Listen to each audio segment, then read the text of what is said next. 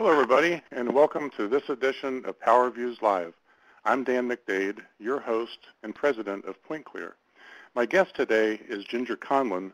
She's the editor-in-chief of Direct Marketing News. And Ginger, we're going to come back and do a little more in-depth introduction in just a moment, but I just wanted to say welcome to PowerViews.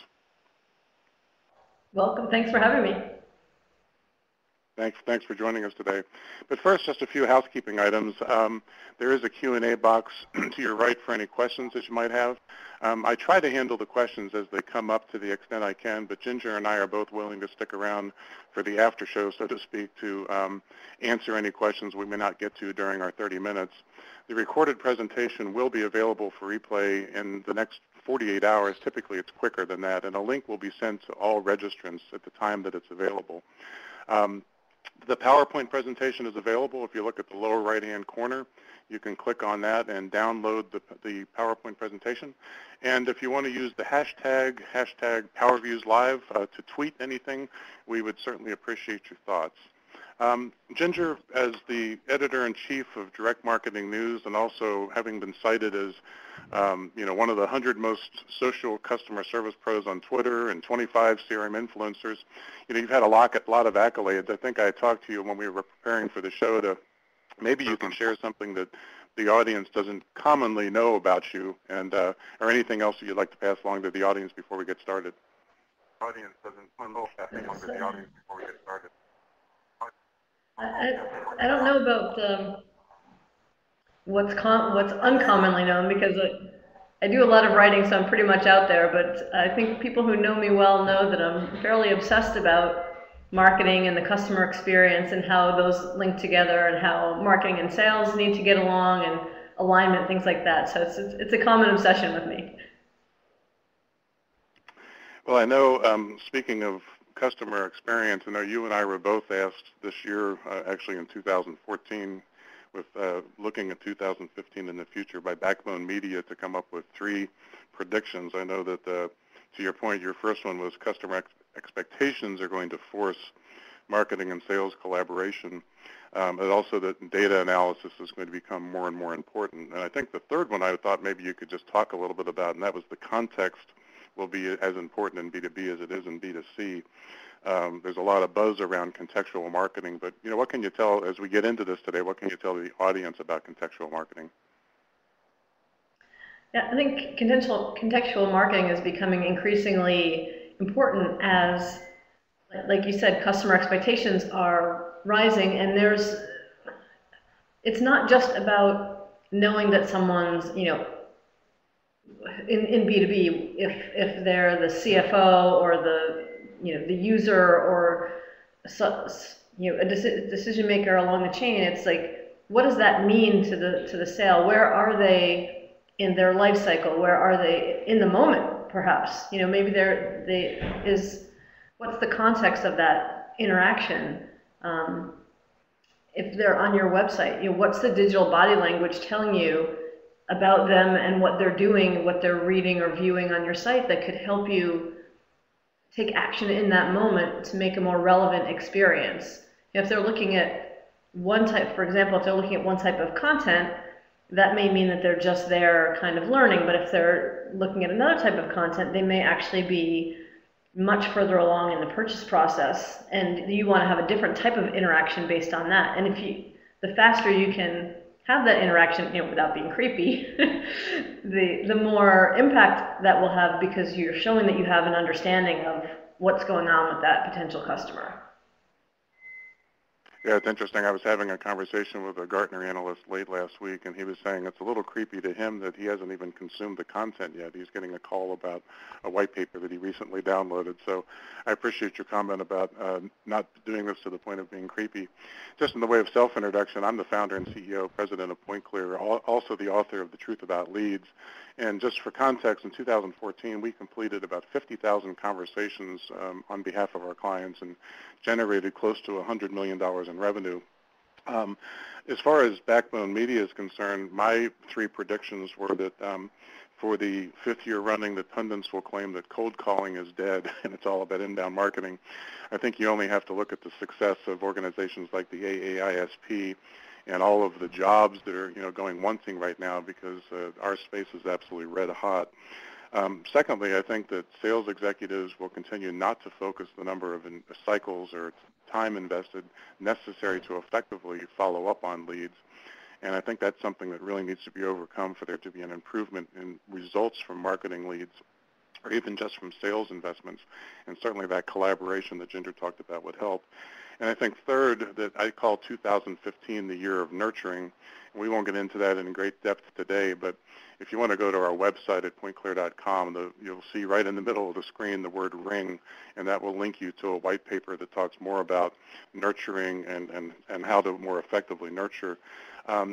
Just to give the audience kind of an overview of what we're going to be talking about today, we're going to be taking a look at some trends. The first is in traditional media, then in direct and digital, mobile and social targeting, content marketing, and MarTech. Now, I apologize to the audience for just briefly losing my cursor here. There we go. So now I'm able to turn it on to the first slide, recognizing that some of these are just a little bit hard to see, but Ginger will fill you in. I guess, Ginger, when you and I were talking about this, a couple of bullets that you mentioned was TV is still reaching everyone, even if it's on somewhat more of a fragmented basis than the big 3 channels I was used to when I was a youngster. You're seeing direct response TV making a resurgence, and then you referred to something about addressable TV, but maybe you could just talk, let's start with traditional media. What's going on in your mind? What do you see as the trends, and what do they mean?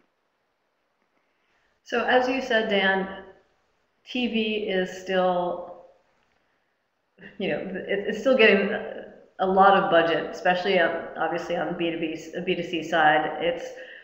It's because it is the channel that you can still reach everyone, and that that may be the Super Bowl, right? But it may also be the fact that with the fragmentation of all of the stations and the cable channels, and the types of programming, you can get even more targeted than just geography. You can really kind of understand the personas of people who watch different types of shows and get even more targeted with your ad buys.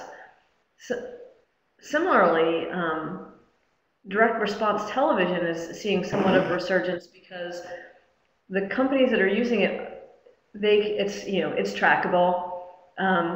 There are CPGs that have products that they're doing even short form DR ads, but they're actually driving response, and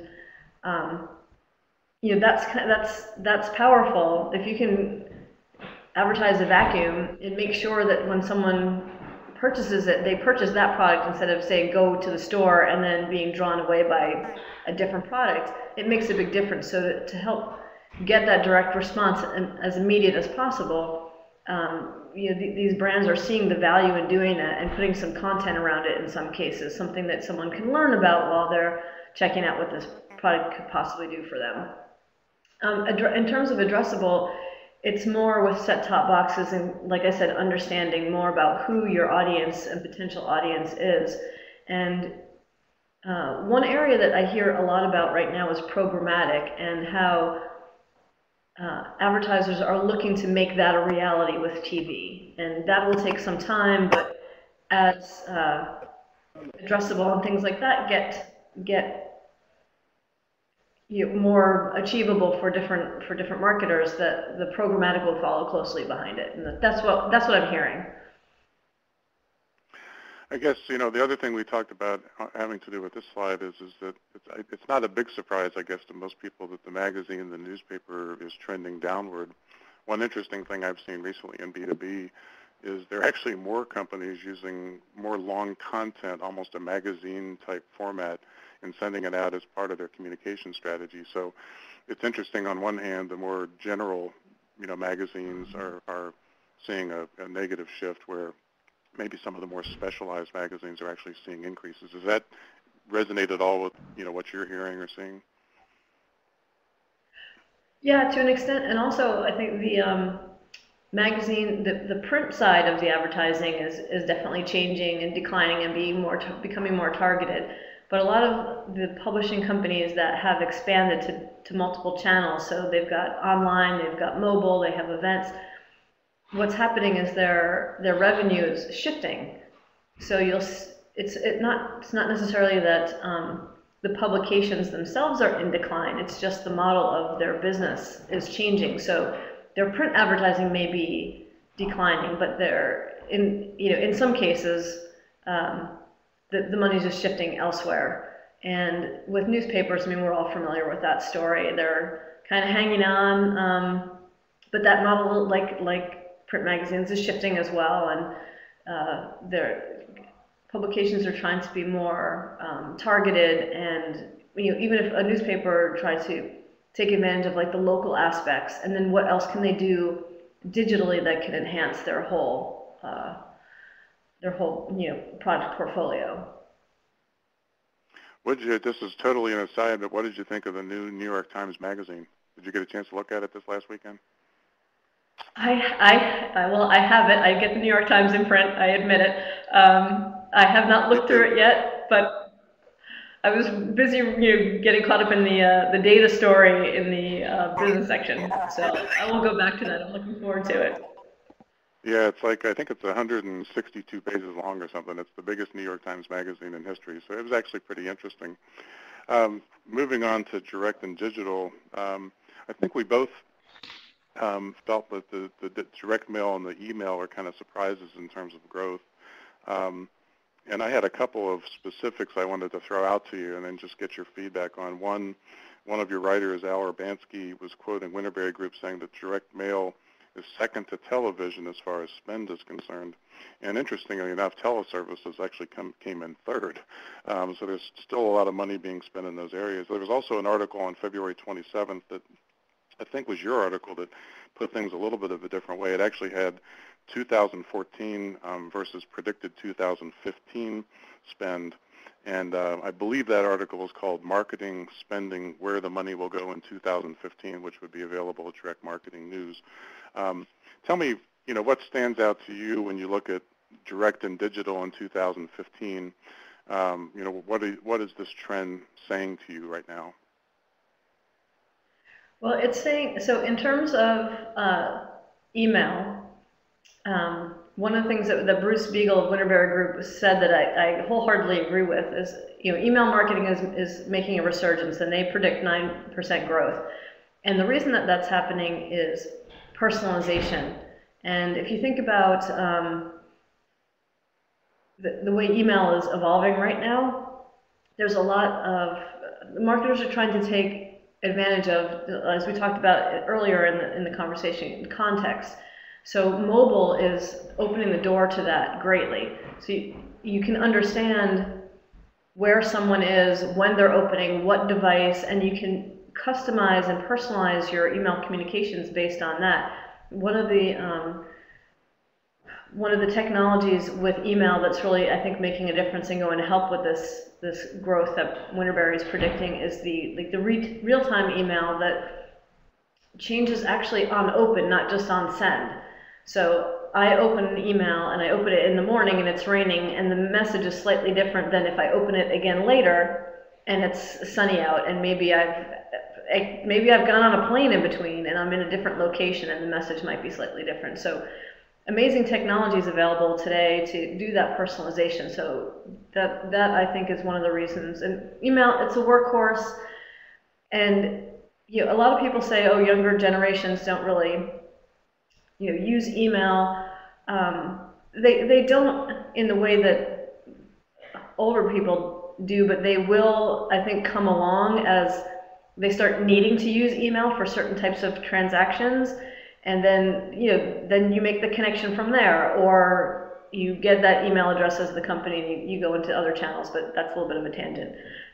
Anyway, so email is still the workhorse. It's still working hard. And in terms of direct mail, companies that are using it are finding that because it's not that popular as it used to be, you can really make a splash with it. The key thing is to integrate it into your multi-channel or omni-channel marketing. So make sure that there's a digital element. It has a personal URL, it has a call to action that involves some other digital channel, and make that connection. Use it to bring people into the store, or what have you. And so, according to what Winterberry was saying, was this is they predict that this is the first year in quite some time, was the phrasing, that direct mail spending will actually increase based on more direct mail being sent out versus costs going up.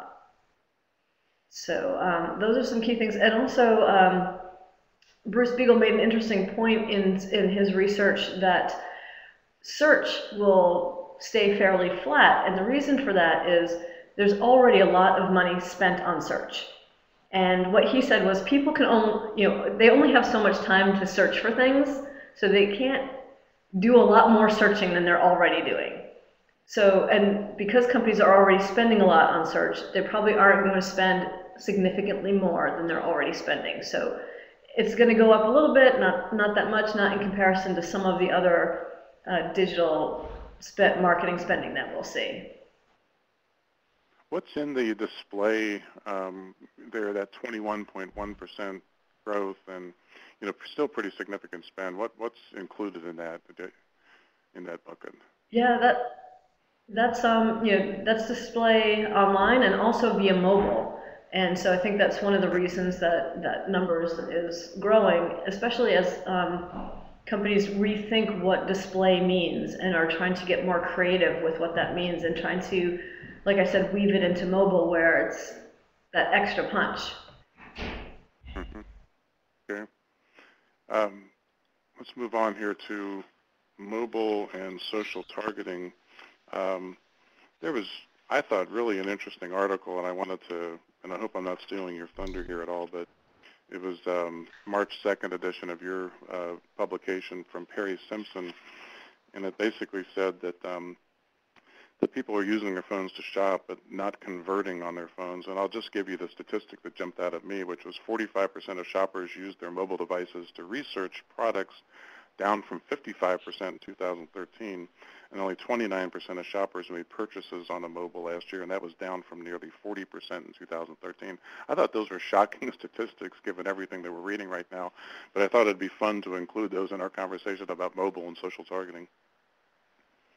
Yeah, I just saw those too, and I was surprised as well, considering what you just said, that people are getting more comfortable with mobile, they're making those purchases, but I think some of it is the types of purchases that people are making, and I think that there is still a lot of showrooming where people are going into stores and they're helping make a purchase decision in the moment, but they're not necessarily buying it on their phone, because maybe they will continue the purchase in the store, or maybe they're going to save it for later because they want to get home and get comfortable and maybe take a closer look at what that item is.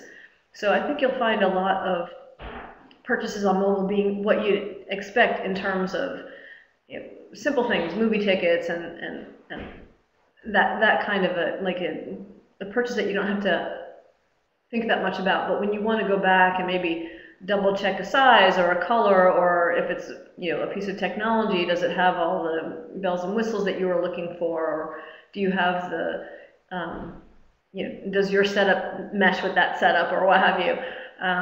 So I think that's when people want to take that closer look on a bigger screen and make the conversion.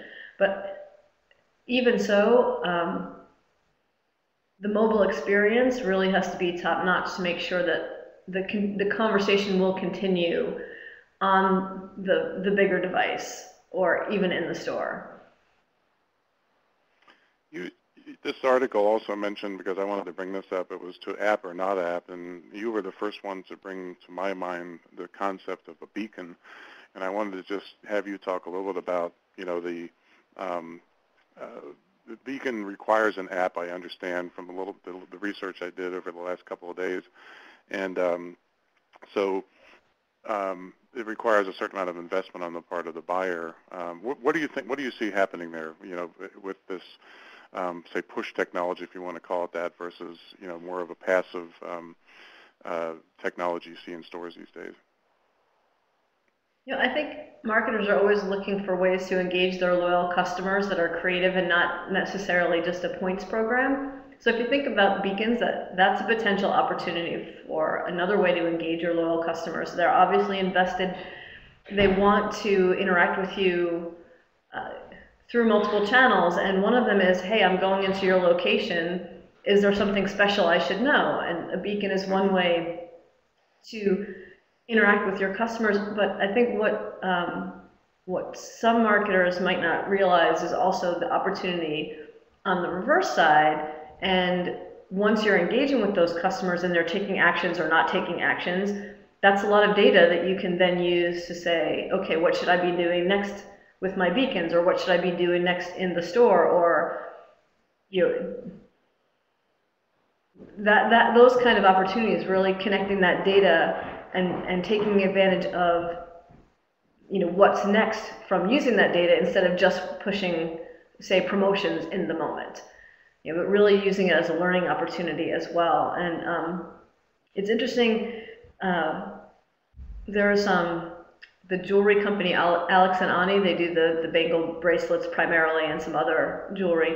So they have I want to say 45 stores throughout the U.S. and they are the first fashion retailer to put beacons in all of their stores because customer loyalty is essential to them, and they really want to understand customer behavior. But what's interesting is we had the head of digital marketing is one of our 40 Under 40 award winners, and he was saying that it's really important to him to connect the digital and the in-store experiences and bring as much digital essence to the store as they can. So this rollout of beacon technology for them was part of that. Very important for customer loyalty, very important for the data that they could get, and making that connection with their customers, but also getting data that they can use later on.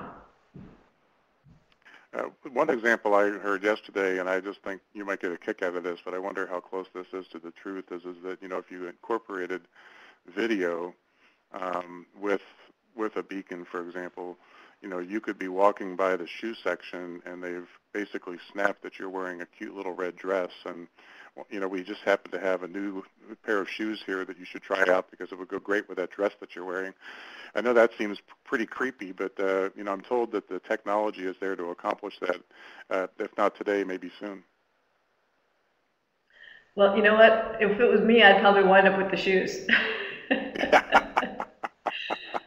The interesting thing about that, though, is what's cool and what's creepy is really different for different people, and it's different even within the same person for what your expectation is or what your relationship is with the company. Because if I love a company, I might think it's cool that they're following me around online because I want to see them. But if I don't really know a company, I haven't heard of it before, I had an interaction that was maybe just purchasing a gift for someone else, and now this company's following me everywhere, maybe that's a little creepy. So it's tough to be a marketer and know what the cool, creepy line is, because it really changes so much. And what's interesting is 5 years ago, we were working with a company that had an RFID solution that basically they're, the best shoppers, if they drove into the parking lot, they directed them to a special place to park. And then all of the attendants on the floor with their iPads basically knew that he or she was coming into the store, and then they could be prepared with their most recent purchases to do some cross-sell and upsell. So, some of this type of technology or thinking is not new, but it's just that interaction with that mobile device now that everybody has in their hand or in their pocket that's absolutely fascinating.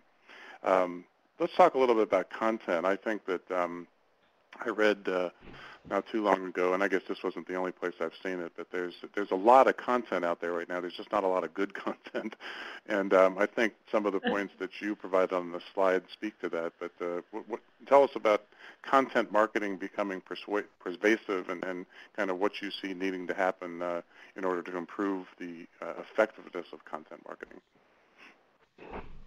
Yeah, I think so. Yes, content is everywhere. As you can see on the screen, most marketers are using it. It's very popular with business to business. I'm sure that all of your audience is using it as well for everything from sales collateral to white papers to videos. And you're right. The key thing that will make content marketing successful is not quantity, but to be cliche, it's, it's quality over quantity. And it's, do you have the right content for not only the right customer, different types of content for different types of customers, but also where they are in their life cycle. So something that a prospect would be interested in might be different than something that a customer is interested in. And you have to understand, I think about content marketing the way you think about a marketing campaign, right? So you're going to roll out a marketing campaign, you're going to segment your audience, and different things are going to happen at different points in the campaign, and based on customer actions, then certain other things will happen. If you look at content marketing like that, it's pretty similar. So you have your kind of base content calendar, but there also needs to be some flexibility in case you need to respond to something. And if you need the content that, like I said before, matches different personas, but also where those people and personas are in the interaction and customer life cycle or purchase cycle with you. And kind of putting all those things together will help create content that really resonates, because it's going to be the right thing in that moment. I heard a couple of things over the last couple of months. Ardith Alby's book, Digital Relevance, came out in January, and she talks a lot about how campaigns are kind of ruining the customer experience right now, because you basically get to the end of the campaign, and the prospect is actually hoping that you have something different in your bag, and you're saying, well, did you attend that webinar I sent you, or did you read the white paper? And they're really looking for a different experience, in a sense. And I was fortunate enough, because I had some online correspondence with Hank Barnes at the Gartner Group over the last month or so, and we spent maybe 30 to 45 minutes on the phone last week, and he was talking about one of the biggest problems with marketing today is that people think it's sequential. And kind of the old model was that marketing did its thing, it threw stuff over the fence to sales, sales did its thing, and basically it was very sequential in nature.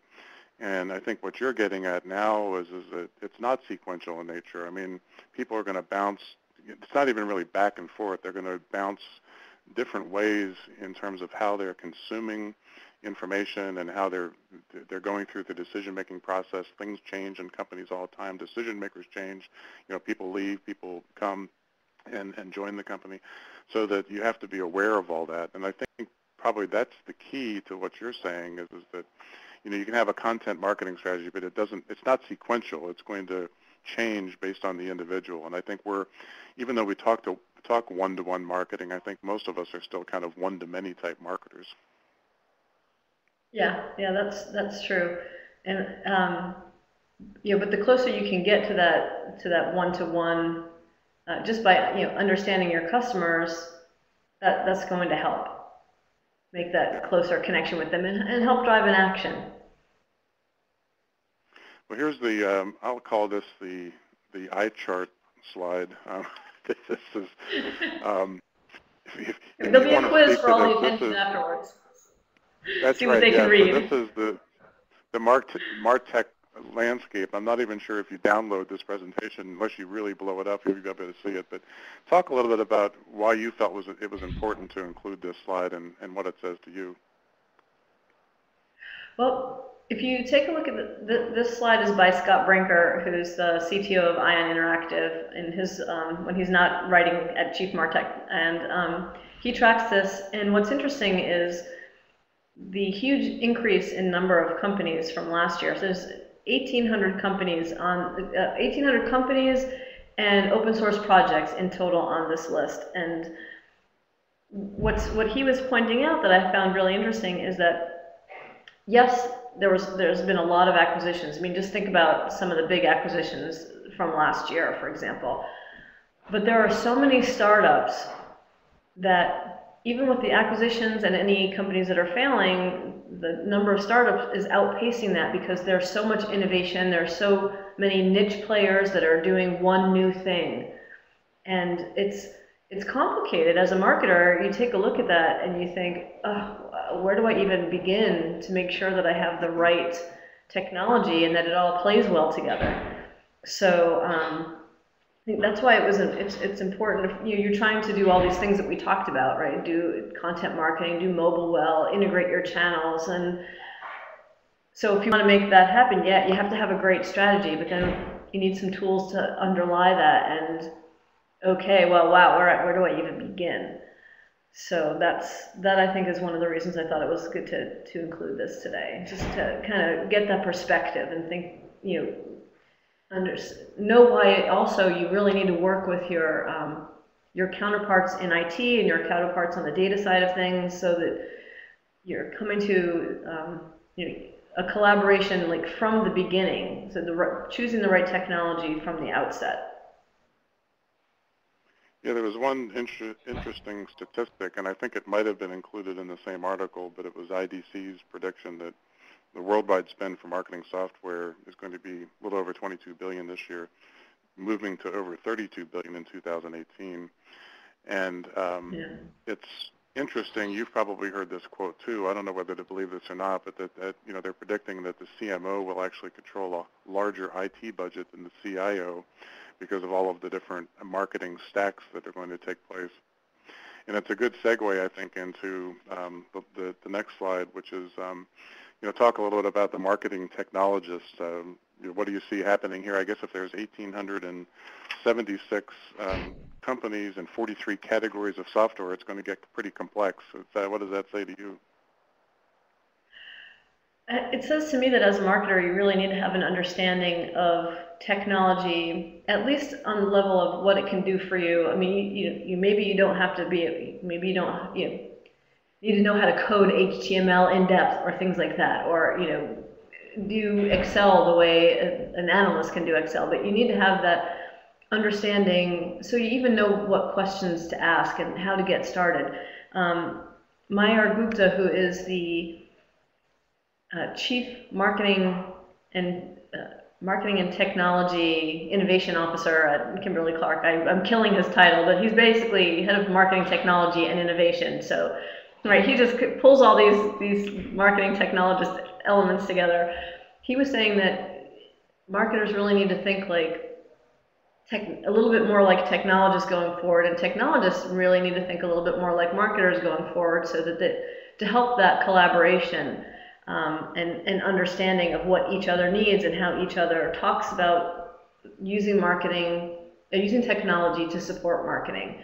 And Scott Brinker made an interesting comment saying that right now marketing is all about communications, but going forward, and to some extent now, but really going forward, marketing is going to be all about experiences. And so understanding technology and how it can help the marketing experience and the customer experience that marketing creates is vital, and marketers really need to get a grasp on, to the extent that they can, what technology is out there, and partner with the folks in the technology side of the business to help them along with that. Well, I see we're a couple of minutes over here. Up on the screen now, I've got our contact information. Ginger, I guess, is that email address there the best way for the audience to get in touch with you if they have questions or are looking for follow-up information? Sure, absolutely. Okay, and I partially because of our meeting. I think we met at Serious Decisions a year or so ago, or one of the conferences anyway. But so I've become a renewed fan of DM News and dmnews.com. So I want to thank you very much for joining me, Ginger. Thanks for being here today. Thanks for that great landscape behind you. That's been very interesting. I understand that's a meatpacking district from old New York City. Just to remind the audience that coming up on March 31st of this year at 1 o'clock, it's going to be Anthony Iannarino and Ginny Dietrich with Thought Leadership Matters, What It Takes to Be a Sales and Marketing Opinion Leader. Ginger, thanks again. I appreciate you being here. And for now, this is Dan McDade signing off from another edition of PowerViews Live. Thank you for